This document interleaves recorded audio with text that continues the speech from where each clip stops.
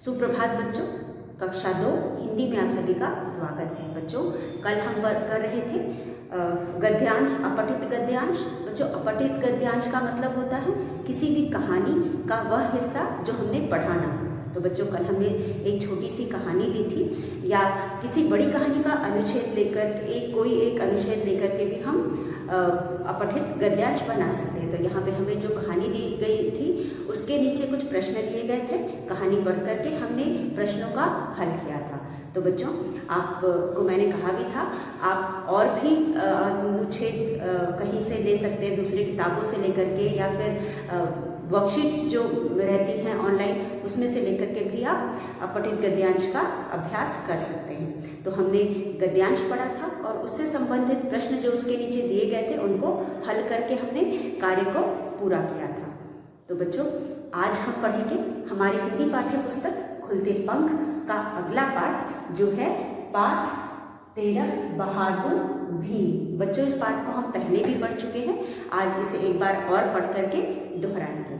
तो बच्चों, इस पाठ में हमने एक कहानी पढ़ी, हमें एक कहानी दी गई है जो कि महाभारत से ली गई है। बच्चों, महाभारत एक काव्य है जिसे हम महाकाव्य कहते हैं। हमारे पुराने समय के दो महाकाव्य हैं, एक रामायण है और दूसरा महाभारत है। बच्चों, महाभारत इतना बड़ा है कि उसे हम कई सालों अगर पढ़ना शुरू करें या समझना शुरू करें तो कई साल लग जाएंगे। लेकिन बच्चों, यहाँ पे हम आपके सामने एक कहानी के साथ उपस्थित हुए हैं। यह कहानी है भीम के बारे में। बच्चों, इस कहानी को पढ़ने से पहले चलिए हम कौरवों और पांडवों के बारे में जान लेते हैं, क्योंकि हम शुरू से महाभारत शुरू करेंगे तो इतनी आसानी से नहीं खत्म होगा, और इसलिए हम पहले कौरवों और पांडवों के बारे में जान लेते हैं। बच्चों, दो भाई थे, एक थे धृतराष्ट्र और दूसरे थे पांडु। बच्चों, धृतराष्ट्र जो थे वह बचपन से ही अंधे थे। मैंने आपको पहले भी ये कहानी सुनाई थी। वह बचपन से अंधे थे, जिसकी वजह से राजा के श्रेष्ठ पुत्र यानी बड़े पुत्र होते हुए भी वह राजा नहीं बन सकते थे, क्योंकि अंधे होने के कारण वह राजा नहीं बन सकते। क्योंकि नियम होता है कि कोई भी इंसान जो किसी भी तरह से दूसरों से कम है वह राजा बनने का हकदार नहीं होता। तो यहाँ पे भी क्योंकि धृतराष्ट्र अंधे थे, वह राजा नहीं बनते, बल्कि पांडु को राजा बनाया जाता था। तो अब बनाया गया था, तो अब इस चीज़ का मलाल हमेशा धृतराष्ट्र के मन में रहता था कि ज्येष्ठ पुत्र होने के कारण पर भी वह इस अपने राज्य के राजा नहीं बन पाए। तो फिर यही जो चीज़ें फिर उनके बच्चों में भी आ गई। पांडव और कौरव दोनों के जो बच्चे थे, पांडव और कौरव, मतलब धृतराष्ट्र के बच्चों को हम कौरव कहा करते थे और राजा पांडु के बच्चों को हम पांडव कहा करते थे। धृतराष्ट्र के 100 पुत्र थे और राजा पांडु के 5 पुत्र थे। राजा पांडु की 2 रानियां थीं, एक तो माधवी, पहले बड़ी रानी का नाम कुंती था और छोटी रानी का नाम माधवी। बच्चों, कुंती के 3 पुत्र थे और माधवी के 2 जुड़वे पुत्र थे। तो बच्चों, यह जो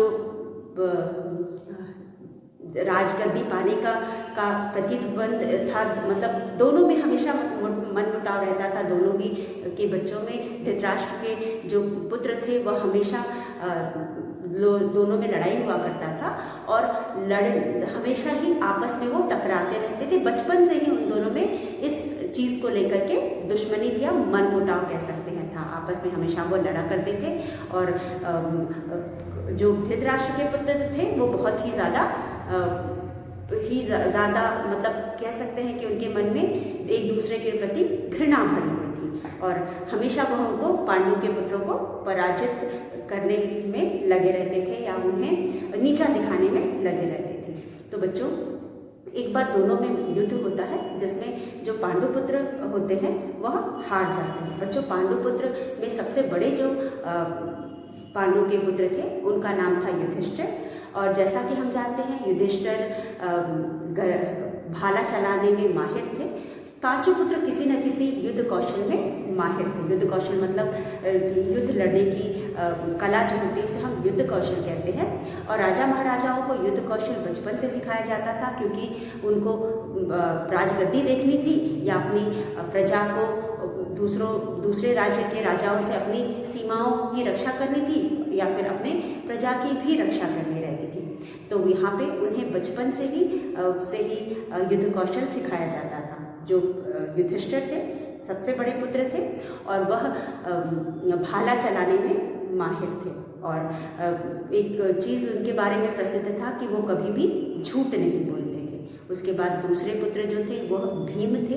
बच्चों, भीम पहलवान टाइप के पहलवान थे। वो बहुत ही तंदुरुस्त थे, बलशाली थे, और देखने में भी बहुत लंबे चौड़े कद काठी के थे। और वह गदाधारी उन्हें कहा जाता था, गदा चलाने में माहिर थे। और उस समय उनके जैसा गदाधारी कोई भी नहीं था। उसके बाद अर्जुन थे। अर्जुन तीर धनुष में माहिर थे। उनकी तरह तीर चलाने वाला भी उस समय में कोई नहीं था। और उसके बाद जो नकुल और सहदेव थे वो भी बहुत माहिर थे। तो बच्चों, यहाँ पे जो 5 पांडव थे, जब ये जो कौरव पुत्र जो थे वह उनके और पांडु पुत्र के बीच में युद्ध होता है, और युद्ध में पांडु पुत्र हार जाते हैं। बच्चों, हारने की वजह से पांडु पुत्रों को वनवास दिया जाता है। वनवास का मतलब आप सभी जानते होंगे, जैसा कि आपने रामायण में देखा था कि जो श्री रामचंद्र जी को वनवास दिया गया था, और वह 14 वर्ष तक वनवास में ही रहे थे। तो इसी तरह पांडु पुत्रों को भी वनवास दिया गया था, और वनवास देने की वजह से वह 13 वर्ष तक वन में इधर उधर भटकते रहे। तो बच्चों, 13, और उनके साथ माता कुंती भी थी। तो बच्चों, पहले ज़माने में जब राजा महाराजा मरा करते थे तो उनकी जो रानियाँ होती थी वह राजा के साथ सती हो जाया करती थी, या वो भी अपना देह त्याग देती थी, मतलब शरीर त्याग देती थी। वह भी उनकी चिता पे उनके साथ अपना जल जाती थी। तो यहाँ जो माद्री थी वह भी ऐसे उन्होंने भी किया। जब उनके जो पति थे पांडु, राजा पांडु, वो जब मर जाते हैं तो वो अपने पति के साथ अपना भी देह त्याग देती हैं। इसकी वजह से सिर्फ बच्चों के साथ कुंती थी, तो कुंती ही 5 बच्चों को की परवरिश करती हैं और हमेशा बच्चों के साथ ही रहा करती थी। जब इनको वनवास होता है इन बच्चों को, तो ये लोग कुंती भी उनके साथ जाती हैं, और ये लोग वन भटकते हैं और वन में मिलने वाली चीज़ों को खाते हैं, उसी से उनका चलता है। और जितना भी इनका राजसी ठाटता सब ये त्याग करके वन में रहते हैं। लेकिन जब 12 वर्ष पूरे हो जाने के बाद जो वनवास का आखिरी वर्ष होता है उसे हम अज्ञातवास कहते हैं। अज्ञातवास का मतलब होता है कि हम अपनी पहचान छुपाकर जहाँ भी रहते हैं हम किसी से अपनी पहचान नहीं बताते, और अपनी पहचान छुपा करके ही हम जीते हैं। तो यहाँ पे भी यही होता है। यहाँ पे जब 12 साल बीत जाते हैं, 13वें साल में जो पांडु पुत्र होते हैं वह अज्ञातवास में रहते हैं। उसी समय की ये कहानी है जो आज हम पढ़ने जा रहे हैं। तो बच्चों, यहाँ पे हमारे सामने एक कहानी है जिसमें 5 पांडु पुत्रों और कुंती के बारे में है। चलिए हम इसे आज पढ़ते हैं और भीम की बहादुरी के बारे में जानते हैं। जैसा कि हम जानते हैं, यहाँ पाठ का शीर्षक है बहादुर भीम। तो ये कहानी भीम पर आधारित है। तो बच्चों, राजा पांडु के 5 बेटे थे। जैसा कि मैंने आपको बताया, राजा पांडु के 5 बेटे थे, युधिष्ठिर, भीम, अर्जुन, नकुल और सहदेव। 5 भाइयों में भीम बहुत बहादुर और बलवान थे। बच्चों, बलवान का मतलब होता है शक्तिशाली। जो बहुत शक्तिशाली होता है, जिसमें बहुत ताकत होती है, उसे हम बलवान कहते हैं। तो यहाँ बलवान का मतलब होता है ताकतवर, शक्तिशाली। तो यहाँ पे भीम भी बहुत शक्तिशाली थे। उन्होंने बहुत सारे दानव और असुरों का वध भी किया था, मतलब को मारा था। जब ये लोग जंगल में घूम रहे थे तो जो भी दानव या असुर इनको परेशान करते या रास्ते में आते अड़चने पैदा करते या दूसरों के लिए समस्या करते, तो ये इन लोगों का वध करते थे। तो कईयों को तो भीम ने अकेले मारा था। तो इन्हीं पर हम ये आज की भी कहानी आधारित है। चलिए इस कहानी को पढ़ करके हम समझते हैं। तो बच्चों, युधिष्ठिर, भीम, अर्जुन, नकुल और सहदेव ये 5 भाई हैं। ये पांचों राजा पांडु के पुत्र थे।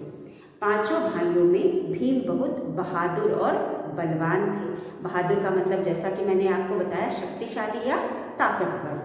एक बार वन में घूमते घूमते पांचों पांडव अपनी माता कुंती के साथ एक गांव में पहुंचे।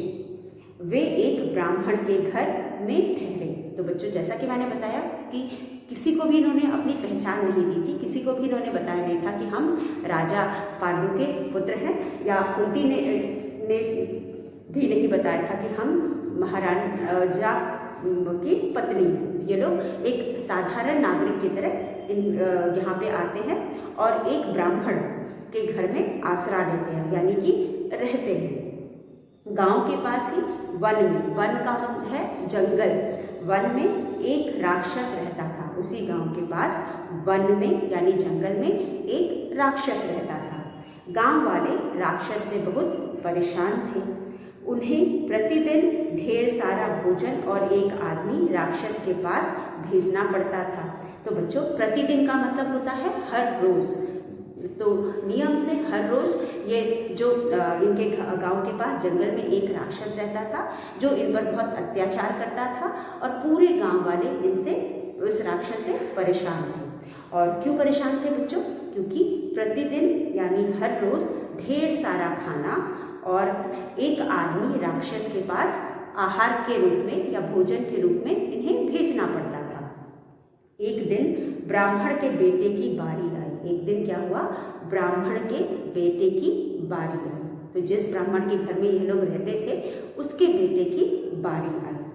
ब्राह्मण का एक ही बेटा था बच्चों, ब्राह्मण का एक ही बेटा था। ब्राह्मण और उसकी पत्नी रो रहे थे। तो आप ही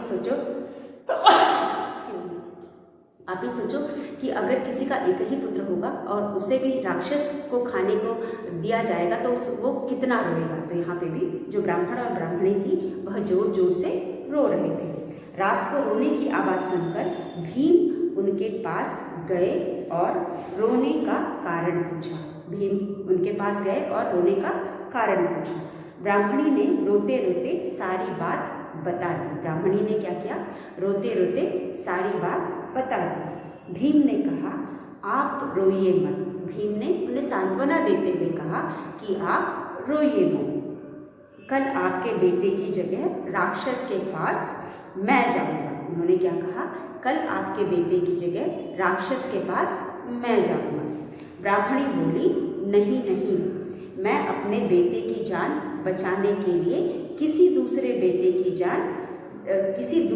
बेटे की जान खतरे में नहीं डाल सकती। बच्चों, आप ही बताओ, अगर कोई कहे कि मैं आपके बच्चे की जगह अपने बच्चे को दे देता हूँ या मैं जाता हूँ, तो भीम भी तो किसी के पुत्र थे, भीम भी कुंती के पुत्र थे, वह भी किसी के पुत्र थे। तो कोई भी नहीं कहेगा कि भाई तुम मेरी जान बचाने के लिए अपनी जान दे दो। तो ब्राह्मण और ब्राह्मणी ने भी कहा कि नहीं नहीं, मेरे बेटे की जान बचाने के लिए मैं किसी और के बेटे की जान नहीं दे सकता। अगले दिन भीम बोले, भीम पूरे विश्वास के साथ और बोले कि आप चिंता न करें, मुझे कुछ नहीं होगा। उन्होंने उन्हें सांत्वना देते हुए कहा कि आप चिंता न करें, मुझे कुछ नहीं होगा।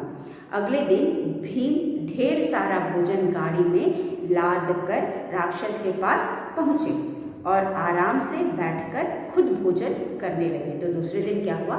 जो भीम थे उन्होंने ढेर सारा खाना, भोजन मतलब खाना, एक गाड़ी में लादा और उसे लेकर के राक्षस के पास पहुंच गए और वहां जाकर के वह बैठ करके जो भी खाना वो लेके गए थे उसे बैठ करके खाने लगे। राक्षस खुद मतलब वो ले गए थे राक्षस के लिए, लेकिन वहां बैठ करके वह खुद खाने लगे। राक्षस को बड़ा गुस्सा आया। वह बोला, यह क्या कर रहा है? भीम ने कहा, देखता नहीं, खा रहा हूं। तो राक्षस ने जब देखा कि जो भोजन वह मेरे लिए लाया था वह बैठ करके खुद खा रहा है, तो राक्षस गुस्से में आकर बोला, यह क्या कर रहा है? तो भीम ने क्या बोला? भीम ने बोला, ने कहा, देखता नहीं खा रहा हूँ। भीम ने क्या बोला? देखता नहीं खा रहा हूँ। भीम की बात सुनकर राक्षस गुस्से से पागल हो गया। अब इतना सुनते तो राक्षस एकदम गुस्से से लाल हो गया और गुस्से में पागल हो गया और वह भीम पर तेजी से झपटा। और भीम तैयार थे। भीम को तो पता ही था कि मैं ऐसा करूँगा तो फिर जो राक्षस है वह गुस्से से लाल पीला हो जाएगा, तो इसलिए वह वार के लिए तैयार थे। उन्होंने उछलकर जोर से एक लात राक्षस की कमर में जमाई। तो बच्चों, भीम ने क्या किया? भीम उछल करके राक्षस के कमर में कस के एक लात जमाई। दोनों में जमकर लड़ाई हुई, शुरू हो गई। भीम ने घूंसे मार मार कर राक्षस को बेहाल कर दिया। भीम, जैसा कि आप जानते हो कि भीम बहुत ताकतवर थे।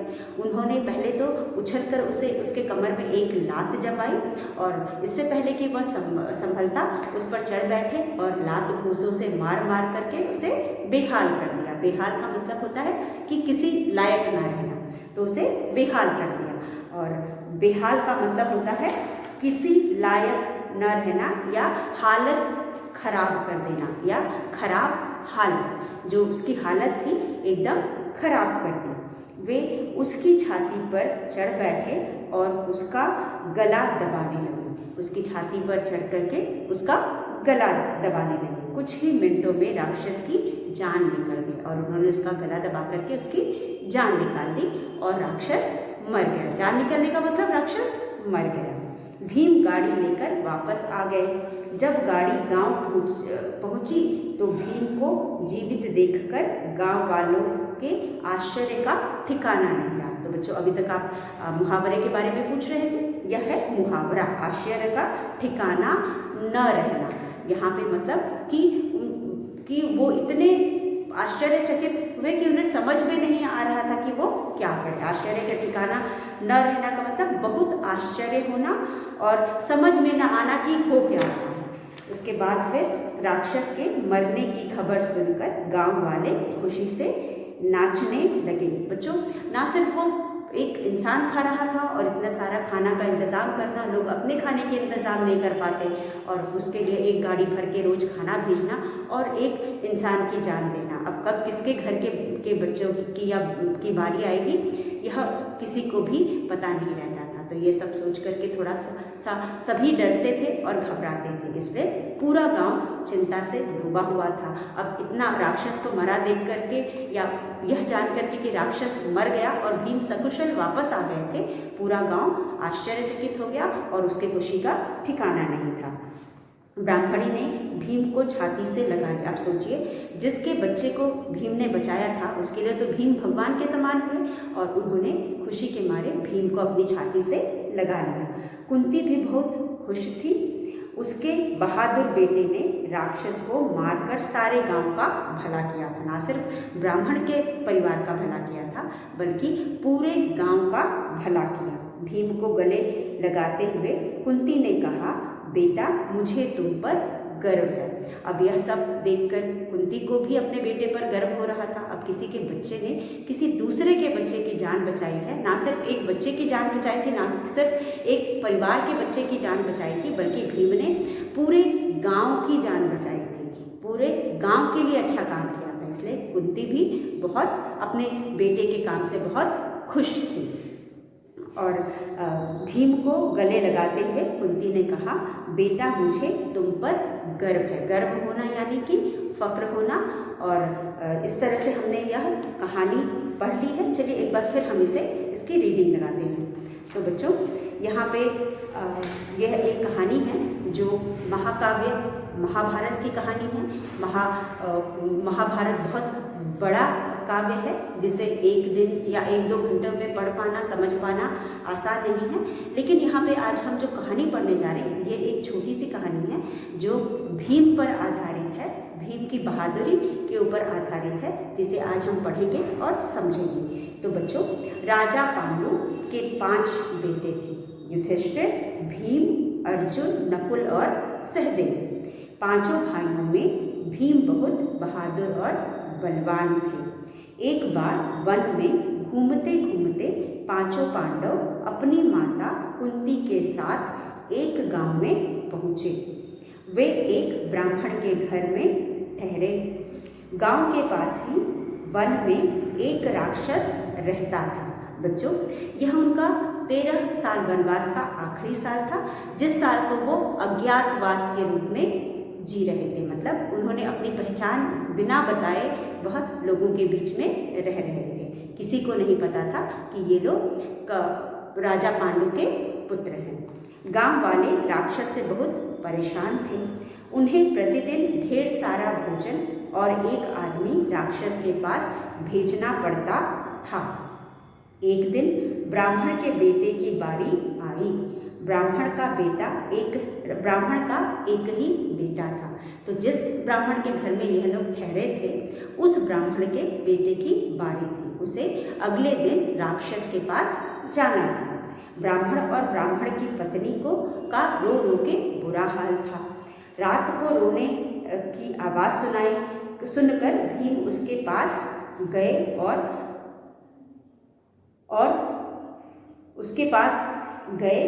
और रोने का कारण पूछा। भीम उनके पास गए और उनसे उनके रोने का कारण पूछा। ब्राह्मणी ने रोते रोते सारी बात बता दी।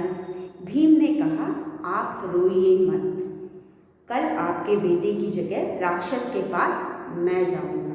भीम ने ब्राह्मणी को सांत्वना देते हुए कहा कि आप रोइए मत, मैं आपके बेटे की जगह कल मैं जाऊंगा।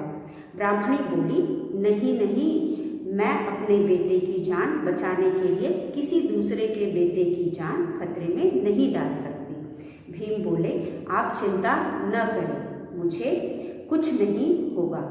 अगले दिन भीम ढेर सारा भोजन गाड़ी में लादकर राक्षस के पास पहुँचे और आराम से बैठकर खुद भोजन करने लगे।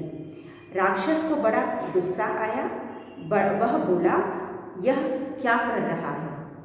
भीम ने कहा, देखता नहीं, खा रहा हूँ। भीम की बात सुनकर राक्षस गुस्से से पागल हो गया। वह भीम पर तेजी से झपटा। भीम तैयार थे। उन्होंने उछलकर जोर से एक लात राक्षस की कमर में जमाई। दोनों में जमकर लड़ाई शुरू हो गई। भीम ने घूंसे मार मार कर राक्षस को बेहाल कर दिया। वे उसकी छाती पर चढ़ बैठे और उसका गला दबाने लगे। कुछ ही मिनटों में राक्षस की जान निकल गई। भीम गाड़ी लेकर वापस आ गए। जब गाड़ी गांव पहुंची तो भीम को जीवित देखकर गांव वालों के आश्चर्य का ठिकाना न रहा। राक्षस के मरने की खबर सुनकर गांव वाले खुशी से नाचने लगे। ब्राह्मणी ने भीम को छाती से लगा लिया। राक्षस के मरने की खबर सुनकर गांव वाले खुशी से नाचने लगे। ब्राह्मणी ने भीम को छाती से लगा लिया। कुंती भी बहुत खुश थी कि उसके बहादुर बेटे ने राक्षस को मारकर सारे गांव का भला किया। भीम को गले लगाते हुए कुंती ने कहा, बेटा, मुझे तुम पर गर्व है। तो बच्चों, यह था हमारा पाठ। आपने, मुझे उम्मीद है आपको पाठ समझ में आया होगा। आप इस पाठ को पढ़ेंगे और उसके बाद आप जो नीले रंग से शब्द दिए गए हैं उनके अर्थों को समझेंगे। तो चलिए हम पहले इन नीले रंग से दिए गए शब्दों के शब्दार्थ जान लेते हैं। यहाँ पे कुछ शब्द हैं बच्चों, शब्दार्थ और मुहावरे। इन शब्दार्थ और मुहावरे में हमारे पास है बलवान। बलवान का मतलब है बच्चों ताकतवर। बलवान का मतलब है ताकतवर। वन यानी जंगल। प्रतिदिन का मतलब है रोज। कारण, कारण का मतलब है वजह। बेहाल का मतलब है खराब हालत। आश्चर्य का ठिकाना न रहना, यह एक मुहावरा है। बहुत आश्चर्य होना, गर्व, अभिमान। तो चलिए इन शब्दों को हम लिख करके इनके अर्थ को समझते हैं।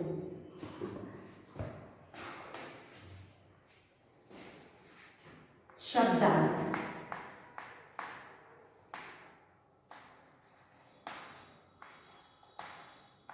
शब्दार्थ, शब्दार्थ और मुहावरे, शब्दार्थ और मुहावरे। बच्चों पहला शब्दार्थ है बलवान, बलवान। बलवान का मतलब है ताकत, ताकतवर या शक्तिशाली भी हम कह सकते हैं।